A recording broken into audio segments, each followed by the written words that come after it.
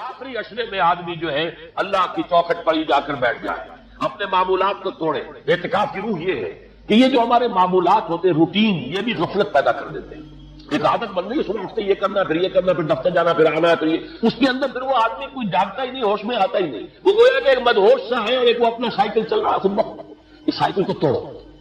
جیسے 5 دفعہ وہ سائیکل توڑتے ہو نماز کے لیے۔ آؤ یہاں آؤ سجدے میں گرے، لوہے جبی تازہ کرے، یاد کرو اللہ کو دوبارہ، اپنا عہد استوار کرو دوبارہ، ایاک نعبد و ایاک نستعین۔ اسی طرح سال میں ذرا یہ 9-10 دن بھی ایک دفعہ توڑو اپنے روٹین کو، جاؤ وہاں ڈیرا لگا لو مسجد کے اندر اللہ کی طرف، سوائے جو ناگزیر ہوائی جو انسانیاں ہیں، پیشاب وغیرہ کے لیے جانا ہے باہر جاؤ، وضو کرو، پھر آ کے بیٹھ جاؤ۔ محض فرحت حاصل کرنے کے لیے نہانے کی اجازت بھی نہیں ہے، وہ تو واجب ہو گیا ہو تمہارا۔ ورنہ پھر یہ کہ ڈھیلے بتاتے ہیں ہمارے علماء کہ وضو کی نیت سے جاؤ، غسل کر کے آ جاؤ، اس لیے کہ معلوم ہے کہ آج آدمی کی جو عادت بن گئی ہوئی ہے روزانہ نہ نہائے تو طبیعت پہ اثر رہتا ہے، لیکن اسی کو تو توڑنا ہے، اسی روٹین کو تو توڑنا ہے۔ اجازت نہیں ہے، اصلاً اجازت نہیں ہے۔ آپ جو ہے جو بھی ناگزیر، ہاں اگر آپ کو فرض کیجیے کوئی ایسی شکل ہو گئی ہے، رات کو آفس سوئے تو ہے، سونے میں بدخوابی ہو گئی ہے، نہانا ہے تو نہاؤ، ٹھیک ہے، غسل واجب ہے۔ اور یہ کہ پیشاب کی بہانے کی حاجت ہے، آپ پوری کرو، وضو کرو، وہاں پر چاہے یہاں سو، یہاں ذکر کرو، یاد کرو، جو کرو یہاں پہ، لیکن اور اس میں بھی خاموشی۔ وہاں ہمارے یہاں آج کل اس کے اندر بھی بڑے لمبے لمبے چوڑے پروگرام شروع کر دیتے ہیں، لوگ بیٹھے ہیں گپ بازی کر رہے ہیں۔ میں نے خود میدان عرفات میں لوگوں کو تاش کھیلتے دیکھا ہے، تاش عرفات میں نے سنا یہاں پر اعتکاف میں تاش کھیلے جاتے ہیں۔ آپ بالکل نوجوان چھوکرے، فضیلت سنی اعتکاف کی، ویسے بھی گھر سے بھاگنے کو وہ جی چاہتا ہی ہے، کچھ دنوں کے لیے نکلے اس گھر سے، مسجد میں آ کے بیٹھ گئے، وہاں پہ گپیں بھی ہو رہی ہیں، لطیفہ بازی بھی ہو رہی ہے، تاش بھی کھیلی جاتی ہے، یہ اعتکاف ہو رہا ہے۔ یہ اتنی ہلکی شے نہیں ہے اعتکاف، یہ تو اس عبادت کا، رمضان میں جو روح بیدار ہوتی ہے، یہ اس کا کلائمیکس ہے، بہت بڑی عبادت ہے، لیکن اس میں نو اللہ کے ساتھ رہنا، لوگوں سے نہیں، تنہائی، غور و فکر، یا قرآن پڑھو، ذکر کرو، نوافل پڑھو، یا سوچو بچے، جیسے حدیث میں آتا ہے وَأَن يَكُونَ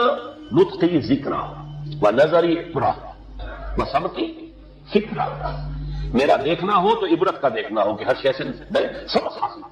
اور میں بات کروں تو اللہ کے ذکر پر مبنی ہو میری بات، اور میں خاموش رہوں، وَسَمْعِي فِكْرًا، اور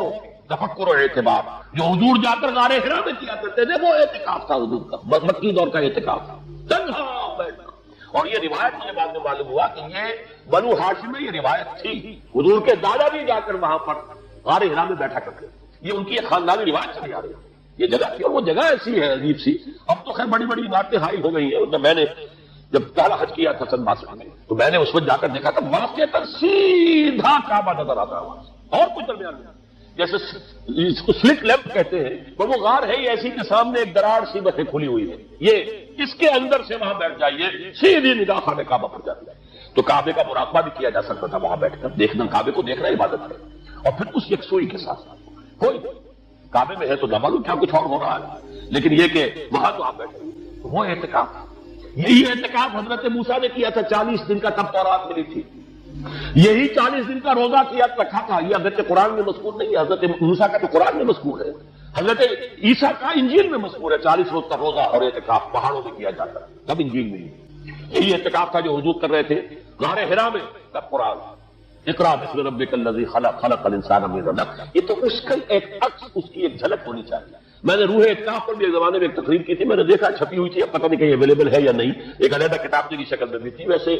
عظمت صیام و قیام رمضان مبارک پر بھی میرا کتاب کیا ہے، عظمت صوم، جس میں کہ پھر میں نے یہ انسان کے 2 وجود، اس کے بارے میں بھی خاصی وضاحت کے ساتھ گفتگو کی ہے، وہ بھی میرا کتاب کیا ہے، شاید بات اس پہ ہوں گے۔ تو فرمایا جب تم اعتکاف میں ہو تو ان کے ساتھ مباشرت نہیں کر سکتے، تلک حدود اللہ ہے، یہ اللہ کی حدود ہے، فلا تقربوها، ان کے قریب مت جانا۔ قرآن مجید میں حدود اللہ کے لیے یا تو آتا ہے فلا تعتدوها، یہ اعتداء کہتے ہیں کسی حد کو کراس کر جانا، تجاوز کرنا، اور جہاں زیادہ احتیاط کی بات ہے وہاں فلا تقربوها، آخری حد کے قریب تک نہ چلے جانا، مبادا کہیں غلطی سے قدم جو ہے ادھر پڑ جانا، جیسے حضور نے حدیث کے اندر بیان فرمایا الا لکل ملک حمل، ہر بادشاہ کی ایک محفوظ چراگاہ ہوا کرتی تھی، اسی کے جانور اس میں چلیں گے، کوئی رعیت میں سے کسی کی بھیڑ بکری، کسی کا کوئی جو ہے گھوڑا وہاں نہیں آ سکتا۔ اب اگر کسی کا گھوڑا یا کسی کی بھیڑ بکری چلی گئی، وہ مجرم ہو گیا، پکڑا جائے گا، گردن ماری جائے گی۔ تو حضور نے فرمایا کہ اللہ کی بھی ایک محفوظ چراگاہ ہے، اللہ کی حما کیا ہے؟ محارمہ، جو چیزیں ان سے تم پر حرام کر دی، ان کے قریب نہ جانا۔ تو دیکھو اگر کوئی چرواہا اپنی بھیڑوں بکریوں کو بالکل آخری حد تک لے جائے گا، اس بادشاہ کی جو وہ حد ہے، تو اندیشہ ہے کہ بھیڑیں بکریاں کہیں ایک چھلانگ لگائے اور بادشاہ کی چراگاہ میں داخل ہو جائے، لہذا ذرا فاصلے پر رہا کرو۔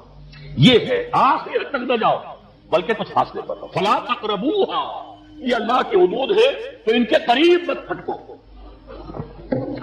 كذلك يبين الله لكم آياته للناس لعلهم يتقون، اسی طرح اللہ تعالی اپنی آیات لوگوں کے لیے واضح کر رہا تاکہ وہ بچیں، تقوی کی روش اختیار کریں، حدود الہی کا احترام کریں، اس میں کہیں تجاوز تو دور رہا، اس کے قریب بھی نہ۔